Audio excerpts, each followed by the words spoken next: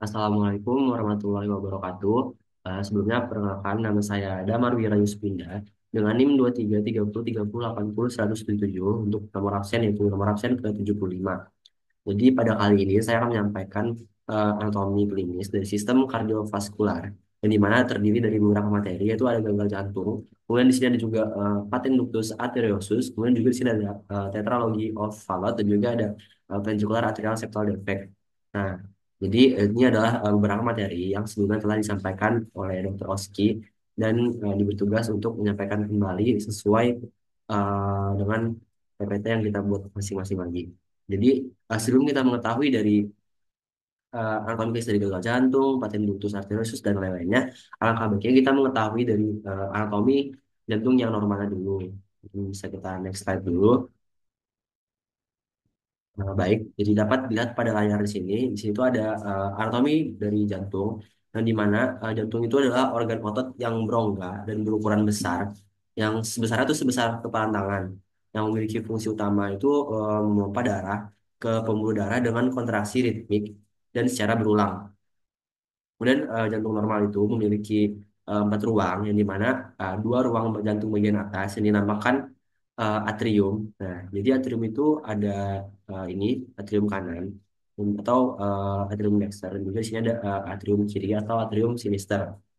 Selanjutnya, sisa dua ruang lagi itu yang di bagian bawah disebut juga sebagai ventricle.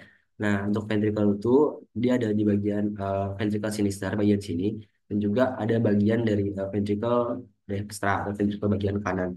Dan jadi eh, itu tuh berfungsi sebagai beberapa empat ruang tadi itu berfungsi sebagai eh, pompa yang akan memompa pembuluh darah tadi. Kemudian eh, di antara atrium dan juga ventricle itu dipisahkan oleh dinding yang disebut sebagai septum.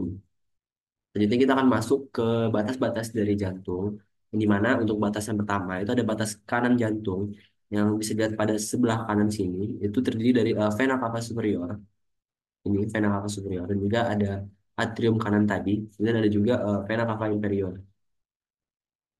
Jadi untuk di bagian kiri atau batas kiri jantung itu ada ujung dari ventricle kiri di sebelah sini, ujung dari ventricle kiri, dan juga untuk batas selanjutnya itu bagian batas anterior atau pada bagian atas, yaitu pada bagian depan di mana ada atrium kanan dan juga ventricle kanan, dan juga ada sebagian dari ventricle kecil dari bagian kecil dari ventricle kiri yang termasuk ke dalam bagian anterior dari batas jantung. Kemudian pada bagian posterior itu terdapat juga atrium kiri dan juga ada empat vena pulmonalis. Dan di bagian inferior ada ventricle kanan yang terletak itu hampir horizontal sepanjang diafragma sampai dengan apeks jantung. Kemudian di bagian superior itu ada dari appendix dari atrium kiri. Baik, jadi uh, darah itu akan dipompakan melalui semua ruang jantung dan yang kita jelaskan tadi dengan bantuan keempat katup yang akan mencegah agar darah itu tidak kembali ke belakang dan menjaga agar darah tersebut mengalir ke tempat yang dituju. Nah, keempat katup ini itu adalah yang pertama ada katup tricuspid, dapat dilihat pada sini, ada bagian kanan, ada katup tricuspid yang terletak di antara atrium kanan dan ventrikel kanan. Kemudian ada katup pulmoner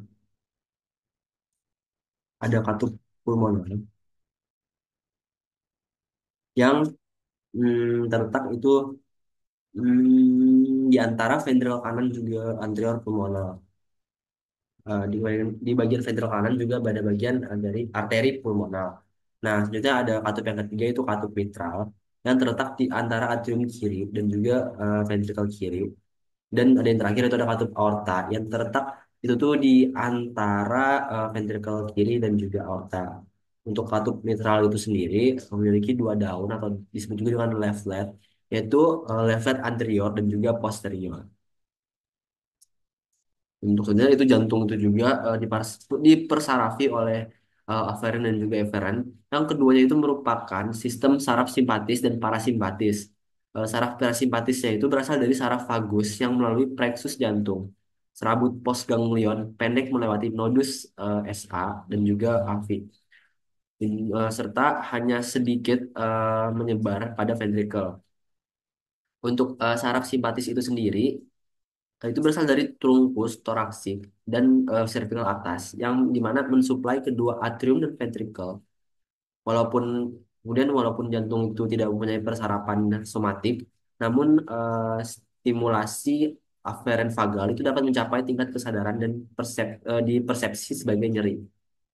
Kemudian suplai darah jantung itu juga itu berasal dari arteri koronaria, yang di mana ada arteri koroner kanan yang berasal dari sinus aorta anterior yang melewati di antara trunkus pulmonalis dan juga appendix atrium kanan. Kemudian turun ke lengkungan atrium dan juga atrium sampai dengan ventrikel kanan yang sampai mencapai lengkungan intraventricular posterior. Nah, pada 85 85% pasien arteri berlanjut sebagai arteri posterior descendant atau posterior descendant arteri atau PDA disebut dominan kanan, di mana arteri koroner kiri selanjutnya pada arteri koroner kiri eh, itu tuh berasal dari sinus aorta posterior kiri yang terbagi menjadi arteri anterior descendens kiri atau left anterior descendens atau LAD, dan juga ada interventricular dan juga circumflex. Itu mungkin untuk fisiologi dari jantung atau mekanisme dari jantung itu sendiri. Jadi jantung itu dapat dianggap sebagai dua bagian pompa yang terpisah terkait fungsinya sebagai pompa darah. Yang masing-masing terdiri dari satu atrium ventricle kiri dan kanan. Yang berdasarkan sirkulasi dari kedua bagian pompa jantung tersebut, pompa kanan itu berfungsi untuk sirkulasi paru, sedangkan pada bagian pompa jantung yang kiri itu berperan dalam sirkulasi sistemik untuk seluruh tubuh kita, bukan untuk paru. Kemudian untuk kedua jenis sirkulasi yang dilakukan oleh jantung ini itu adalah satu proses yang berkesinambungan atau berhubungan. Jadi ada 5 pembuluh darah mayor yang mengalirkan darah dari dan ke jantung, yang dimana ada vena cava inferior dan vena cava superior yang mengumpulkan darah dari sirkulasi vena yang juga disebut darah biru dan mengalirkan darah biru tersebut ke jantung sebelah kanan. Darah masuk ke atrium kanan dan melalui katup tricuspid akan menuju ke ventrikel kanan, kemudian ke paru-paru melalui katup pulmonal tadi. Selanjutnya, darah yang biru tersebut itu akan melepaskan karbon dioksida yang mengalami oksigenasi dari paru-paru. Selanjutnya, darah ini itu akan menjadi berwarna merah. Nah, darah merah ini itu kemudian menuju ke atrium kiri melalui keempat vena pulmonalis dari atrium kiri. Kemudian darah mengalir ke ventrikel kiri melalui katup mitral dan selanjutnya itu akan dipompakan ke aorta. Kemudian tekanan arteri yang dihasilkan dari kontraksi ventrikel kiri itu dinamakan sebagai tekanan darah sistolik, yang dimana setelah ventrikel kiri berkontraksi maksimal, ventrikel ini mulai mengalami relaksasi dan darah dari atrium kiri akan mengalir ke ventrikel ini, yang dimana tekanan dalam arteri akan segera turun saat ventrikel terisi darah. Tekanan ini selanjutnya itu dinamakan sebagai tekanan diastolik. Nah, jadi kedua atrium itu akan berkontraksi secara bersamaan, begitu pula dengan kedua ventrikel. Nah, setelah kita mengetahui dari anatomi dari jantung dan juga fisiologi jantung, kita selanjutnya akan masuk ke selanjutnya, yaitu definisi dari gagal jantung itu sendiri. Nah, jadi gagal jantung itu merupakan keadaan di mana jantung tidak lagi mampu memompa darah dalam jumlah yang memadai ke jaringan untuk memenuhi kebutuhan metabolisme tubuh, atau disebut juga dengan forward failure. Atau kemampuan tersebut hanya dapat terjadi dengan tekanan pengisian jantung yang tinggi, atau disebut juga dengan backward failure. Atau dapat pula keduanya. Selanjutnya untuk etiologi dari gagal jantung atau yang menyebabkan dari munculnya gagal jantung itu ada beberapa. Yang pertama ada kelainan otot jantung, dan di mana gagal jantung sendiri itu sering terjadi pada penderita kelainan otot jantung yang disebabkan menurunnya kontraktilitas jantung. Yang kondisi ini itu mendasari Penyebab kelainan fungsi otot mencakup arteriosklerosis koroner dan juga hipertensi arterial dan juga penyakit degeneratif atau inflamasi. Selanjutnya yang kedua itu ada yang disebut tadi itu aterosklerosis koroner. Yang di mana aterosklerosis koroner ini mengakibatkan disfungsi miokardium karena terganggunya aliran darah dari aliran darah untuk menuju ke otot jantung. Maka akan terjadi hipoksia dan asidosis yaitu akibat penumpukan dari asam laktat. Kemudian infark miokardium atau kematian sel jantung itu biasanya mendahului terjadinya gagal jantung. Yang dimana peradangan dan penyakit miokardium degeneratif ini itu berhubungan dengan gagal jantung karena kondisi yang secara langsung merusak serabut jantung yang menyebabkan kontraktilitas itu menurun. Selanjutnya ada yang ketiga yaitu ada hipertensi sistemik dan juga yang disebut atau pulmonal. Yang dimana meningkatnya beban kerja jantung dan pada gilirannya mengakibatkan hipertrofi serabut otot jantung itu sendiri. Selanjutnya pada yang keempat ada peradangan dan penyakit miokardium degeneratif seperti yang disebutkan tadi, yaitu di mana ini itu sangat berhubungan dengan gagal jantung karena kondisi ini secara langsung itu akan merusak serabut jantung yang menyebabkan kontraktilitas dari jantung itu akan menurun. Selanjutnya ada yang kelima yaitu penyakit jantung lain. Nah, jadi gagal jantung ini juga dapat terjadi sebagai akibat dari penyakit jantung lainnya yang sebenarnya yang dimana secara langsung itu mempengaruhi jantung. Mekanismenya itu biasanya terlibat mencakup dari gangguan aliran darah yang masuk jantung atau disebut dengan stenosis katup senul. Nah, yang dimana ketidakmampuan jantung untuk mengisi darah yaitu tamponade perikardium, perikarditif konstriktif atau stenosis aktif. Di mana akan terjadi peningkatan mendadak afterload. Kemudian yang terakhir itu ada faktor sistemik, yang dimana itu terdapat sejumlah faktor yang berperan dalam perkembangan dan beratnya gagal gagal ginjal. Yang dimana itu akan meningkatkannya laju metabolisme dan terjadi hipoksia dan anemia yang memerlukan peningkatan curah jantung untuk memenuhi kebutuhan oksigen sistemik. Di mana hipoksia dan anemia ini juga dapat menurunkan dari kontraktilitas dari jantung tadi itu. Makanya selanjutnya kita akan masuk kepada bagian dari patofisiologi dari gangguan jantung.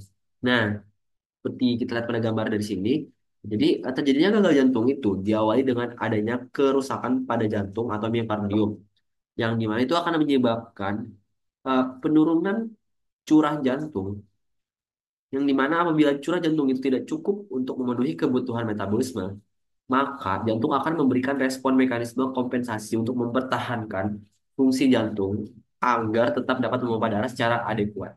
Yang dimana bila mekanisme ini tadi itu maksimal dan digunakan dan curah jantung normal itu tetap tidak terpengaruhi, maka setelah itu akan timbul dari gejala yang disebut dengan gagal jantung. Nah, jadi terdapat tiga mekanisme primer yang dapat dilihat dalam respon kompensatorik, yaitu yang pertama yaitu meningkatnya aktivitas adrenalin simpatis. Kemudian ada meningkatnya beban awal akibat aktivasi dari sistem renin, angiotensin, aldosteron atau RAS. Dan juga terjadi hipertrofi dari ventrikel. Nah, menurunnya volume sekuncup pada gagal jantung itu akan mengakibatkan respon simpatis kompensatorik. Hal ini itu akan merangsang pengeluaran katekolamin dari saraf-saraf adrenalin jantung dan medula adrenal. Kemudian denyut jantung dan kekuatan kontraksi akan meningkat untuk menambah dari curah jantung itu sendiri. Selain itu juga akan terjadi vasokonstriksi arteri perifer, yaitu akibat usaha untuk menstabilkan dari tekanan arteri dan redistribusi volume darah yang mengutamakan perfusi ke organ vital seperti jantung dan otak. Jadi aktivasi dari sistem renin, angiotensin, aldosteron tadi itu akan menyebabkan retensi natrium dan air oleh ginjal, di mana itu akan meningkatkan volume ventrikel dan meregangkan serabut. Yang di mana peningkatan beban awal ini akan menambah kontraktilitas miokardium sesuai dengan mekanisme yaitu Frank Starling atau yang di mana disebut juga berapa yang masuk itu juga berapa yang keluar. Nah, itulah yang dinamakan dengan mekanisme Frank Starling. Kemudian respon kompensatorik yang terakhir pada gagal jantung itu adalah seperti yang disebutkan tadi itu ada hipertrofi miokardium atau bertambahnya ketebalan otot jantung. Yang dimana hipertrofi ini akan meningkatkan jumlah sarkomer dalam sel-sel miokardium. Dan di mana akibatnya sarkomer eh, itu dapat bertambah secara paralel atau serial bergantung pada jenis beban hemodinamik yang mengakibatkan gagal jantung tersebut. Nah, awalnya respon kompensatorik ini itu eh, respon kompensatorik sirkulasi ini memiliki efek yang menguntungkan. Namun pada akhirnya mekanisme kompensatorik ini dapat menimbulkan gejala dan meningkatnya kerja jantung, yang dimana hasil pada akhirnya itu dari peristiwa di atas yang kita jelaskan tadi itu adalah meningkatnya beban miokardium dan terus berlangsungnya gagal jantung. Ya mungkin kita lanjut ke slide berikutnya. Nah, jadi dapat dilihat pada layar atau pada tabel di layar ini gagal jantung kiri dan kanan. Jadi seperti yang dilihat, gagal jantung kiri dan kanan itu atau gagal jantung ventrikel kiri terjadi karena adanya gangguan pemompaan darah oleh ventrikel kiri, sehingga curah jantung kiri itu menurun dengan akibat tekanan akhir diastole dalam ventrikel kiri dan volume akhir dalam ventrikel itu meningkat. Di mana keadaan ini tuh merupakan beban atrium kiri dalam kerjanya untuk mengisi ventrikel kiri pada waktu diastolik dengan akibat terjadinya kenaikan tekanan rata-rata dalam atrium kiri. Nah, tekanan dalam atrium kiri ini yang meninggi ini itu akan menyebabkan hambatan aliran masuknya darah dari vena-vena pulmoner. Bila keadaan ini terus berlanjut, terus-menerus, maka bendungan yang akan terjadi maka bendungan akan terjadi atau penumpukan terjadi juga dalam paru-paru dengan akibatnya terjadinya itu edema paru dengan segala keluhan dan tanda-tanda akibat adanya tekanan dalam sirkulasi yang meninggi. Yang dimana keadaan yang terakhir ini akan merupakan hambatan bagi ventrikel kanan yang menjadi pompa darah untuk sirkuit paru atau sirkulasi kecil. Dan dimana bila beban pada ventrikel kanan itu terus bertambah, maka itu akan merangsang ventrikel kanan untuk melakukan kompensasi dengan mengalami hipertrofi dan dilatasi sampai ke batas kemampuannya. Dan bila beban tersebut tetap meninggi, maka dapat terjadinya gagal jantung kanan. Nah, jadi sehingga pada akhirnya terjadi gagal jantung kiri dan kanan, yang dimana diawali oleh gagal jantung kiri yang bisa menyebabkan gagal jantung kanan juga. Nah, untuk lebih tepatnya, gagal jantung kanan itu dapat pula terjadi karena gangguan atau hambatan pada daya pompa ventrikel kanan, sehingga sekuncup ventrikel kanan itu eh, tan- tanpa didahului oleh gagal jantung kiri. Dan dimana dengan menurunnya isi sekuncup ventrikel kanan, kanan dan volume akhir diastol ventrikel kanan itu akan meningkat. Dan ini itu akan menjadi beban atrium kanan dan dalam kerjanya mengisi ventrikel kanan pada waktu diastol. Nah, dengan akibat terjadinya kenaikan tekanan dalam atrium kanan itu, kanan dalam atrium kanan yang meninggi itu akan eh, menyebabkan hambatan aliran masuknya darah dalam vena cava superior dan inferior ke dalam jantung, sehingga mengakibatkan kenaikan dan adanya bendungan pada vena-vena sistemik tersebut, bendungan pada vena jugularis dan juga bendungan pada hepar, sehingga dapat jadi hepatomegali juga atau pembesaran pada hepar. Nah, dengan segala akibat dari tekanan vena jugularis yang meninggi dan hepatomegali tadi itu, bila keadaan ini terus berlanjut, maka terjadi bendungan sistemik yang lebih berat dengan akibat timbulnya edema tumit dan tungkai bawah dan asites.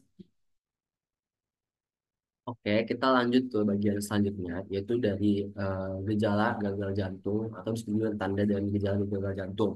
Nah, untuk gejala gagal jantung kiri itu terdiri dari beberapa keluhan, yang dimana ada keluhan berupa perasaan badan lemah, terasa cepat lelah, dan juga itu tuh kadang berdebar-debar, dan juga merasa sesak napas, dan juga adanya anoreksia dan keringat dingin, serta batuk maupun batuk berdarah, dan juga terjadi penurunan fungsi ginjal yang merupakan yang disebut itu dari ciri-ciri dari gagal jantung kiri. Kemudian untuk gejala gagal jantung pada kanan itu ada yang disebut dengan edema atau pembengkakan, dan juga ada anoreksia.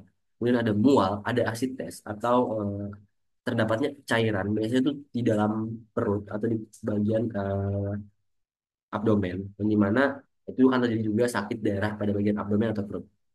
Ya, kita sebenarnya akan lanjut ke bagian materi selanjutnya, yaitu tentang dari paten ductus arteriosus. Arteriosus. Jadi sebelumnya apa sih paten ductus arteriosus itu? Nah, jadi eh, paten ductus arteriosus itu adalah kelainan jantung bawaan yang terjadi akibat kegagalan dari penutupan ductus arteriosus yang segera setelah lahir, yang dimana ductus arteriosus ini itu adalah pembuluh darah janin yang menghubungkan antara arteri pulmonalis dengan aorta yang memungkinkan darah untuk melewati paru-paru yang belum berfungsi saat dalam kandungan. Namun, setelah kita lahir, pembuluh darah ini tuh seharusnya menutup sebagai respon terhadap peningkatannya kadar oksigen di tubuh kita. Namun, jika tidak menutup, aliran darah tidak itu akan tidak normal dan akan terjadi menyebabkan gangguan hemodinamik yang dapat memperburuk kondisi bayi, khususnya pada bayi prematur dan meningkatkan resiko dari morbiditas serta mortalitas. Jadi itulah yang disebut dengan paten ductus arteriosus atau kegagalan penutupan dari ductus arteriosus yang segera setelah lahir.